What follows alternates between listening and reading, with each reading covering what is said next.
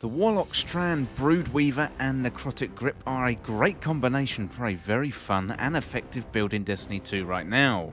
So Warlocks now have the most range on a melee they've ever had, and combined with the poison effects of Necrotic Grip and other supporting abilities of the Broodweaver subclass, you're going to be clearing adds and melting bosses and mini-bosses in no time at all. Today I'm going to walk you through the build, the aspects, the fragments, the weapons, the armour and the mods, and walk you through how to put it together, this Warlock Strand build that's going to improve the way you play in Destiny 2. Well, if you're new around here or find this useful, don't forget to hit the subscribe button down below for all the latest Destiny 2 content, and turn on notifications by hitting that bell, and roughly 95% of viewers who watch this week in video games are subscribed. So subscribe today and never miss an update. Also, it is worth noting that I have put a dim link down there in the description of this video, so if you want to just quickly access the build, you can do with that nice and easy link. And also, don't forget we've got that loadouts feature in Destiny 2 right now, so make sure you save this loadout so you can quickly access it in the future. Well, before we get into the build, let's have a quick look at some of the gameplay, and then we're going to dive into how to put it together. So the key to the build is the combination of the Warlock Broodweaver and the Necrotic Grip, which is going to spread poison, unravel enemies, allow us to throw tangles, and decimate enemies with our weapons. So this is definitely the most fun I've had with Strand so far, and now we've got access to all the aspects and the fragments. Some builds are starting to emerge to the top contenders, and this is definitely one of them. Okay, without further delay, let's dive right into the build. So first of all, the subclass, and of course I'm using Strand. So for my super, I'm using Needle Storm, and for my class ability, I'm using a Healing Rift. For my melee ability, I'm using the Arcane Needle, so you sling a woven needle that's going to embed in your target, unraveling them, so you can activate your melee again to chain up 2 additional attacks. That is very, very key to the build. And then for my grenade, I'm using a Shackle Grenade, so a thrown weapon of weighted strand matter that detonates on impact, suspending targets and creating additional suspending sub-projectiles. So next up for my aspects then, I'm using Weaver's Call, so you cast your Rift to weave 3 threadlings and deploy any threadlings that you have perched. Your call weaves a path into existence and a chirp rings out, eager to answer. And then we've got Mind Spun Invocation, so our Grapple, Shackle Grenade and Threadling Grenade have enhanced functionality. So here, as we're using the Shackle Grenade, we are most interested in that. So hold to consume your Shackle Grenade and activate Weaver's Trance. And Final Blows, when Weaver's Trance is active, creates a suspending detonation. Well, next up we've got the fragments. So we've got Thread of Fury, so damaging targets with a tangle grants melee energy. We've got Thread of Warding, so picking up an orb of power grants woven mail. We've got Thread of Mind, so defeating suspended targets grants class ability energy. And we've got Thread of Generation, so dealing damage generates grenade energy.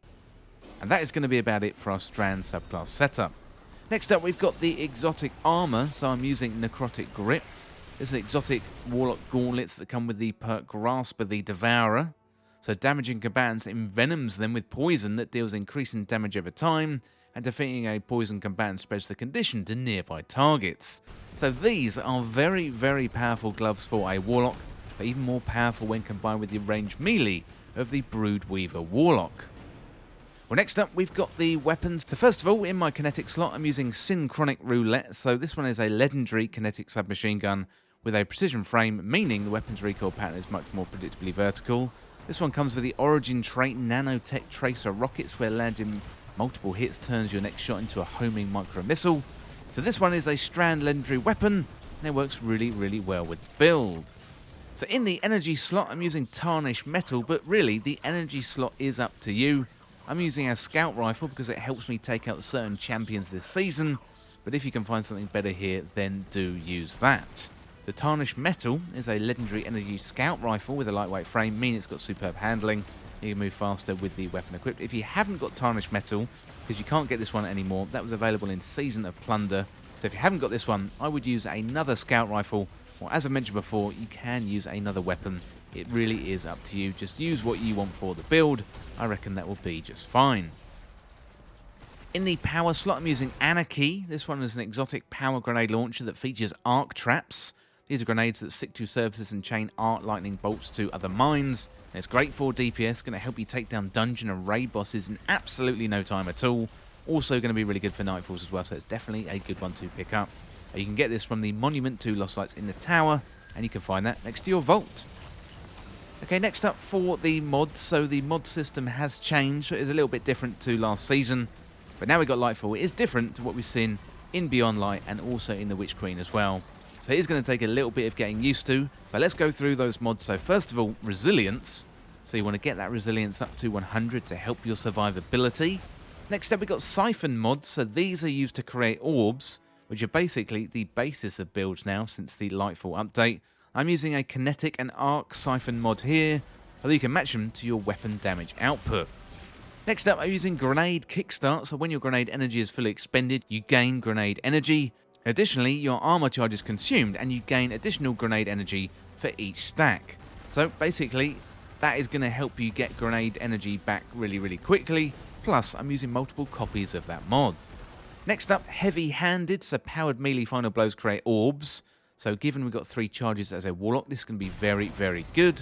Next up, we've got charged up. So increase the maximum number of stacks of armor charge you can carry by 1. So it's all about getting armor charges. Then we've got Font of Endurance. So you gain bonus resilience while you have an armor charge. And your armor charge now decays over time. So basically, this improves our survivability. Next up, we've got Innovation, so reduces the grenade cooldown when you pick up an orb. Again, we're tying more benefits into picking up orbs. We're going to be picking up orbs anyway, created from our siphon mods. So Innovation here is going to reduce our grenade cooldown, which basically means throwing even more grenades. So then we've got one of the benefits, so it's Strand Weapon Surge. So your Strand weapons gain a small bonus to damage when you have an armor charge, and your armor charge now decays over time. So that is going to power up our kinetic submachine gun. That is going to be really, really good. Next up, we've got Stacks on Stacks. So picking up an orb grants you 1 additional stack of armor charge. Then we've got Outreach, so reduces melee cooldown when using your class ability. And finally, we've got Time Dilation. So decaying armor charge has a longer duration. So that means we're going to get the benefits for even longer. Okay, that is quite a lot to take in with all the mods, but next up let's have a look at the gameplay and we're going to put it all together.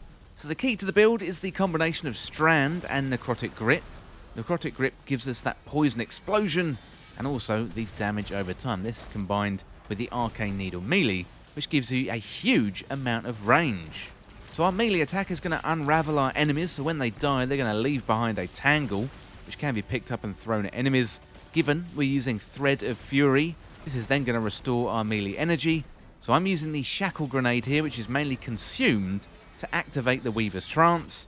Then when we get final blows with Weaver's Trance, that is going to create a suspending detonation. That is really, really key to the gameplay loop. Then through Thread of Mind, defeating suspended enemies grants class ability energy.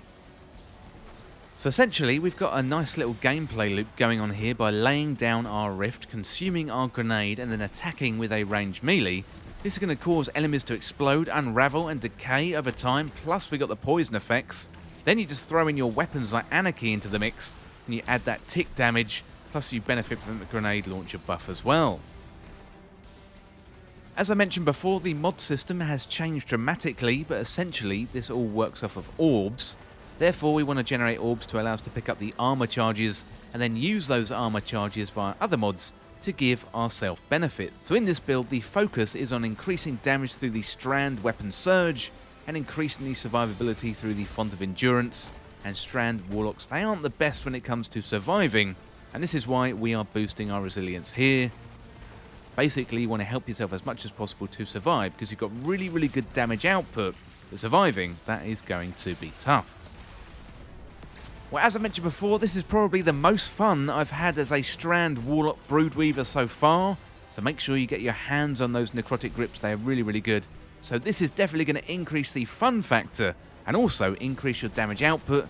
You're going to be taking on nightfalls, dungeons and raids in absolutely no time at all. Well, let me know down in the comments what you think of this build, plus if you've got any improvements, share them with the community. Well, that's it for now for this Poison Broodweaver build guide. And as always, thank you so much for watching or listening. For more Destiny 2 content like this, hit that subscribe button down below and subscribe to This Week in Video Games. Or you can check me out on Twitter at TWIVG Podcast. Well, if you enjoyed this video, found it useful, liking and sharing the video would really help me out. Otherwise, check out the videos on the channel. Well, thanks again, and I'll see you soon.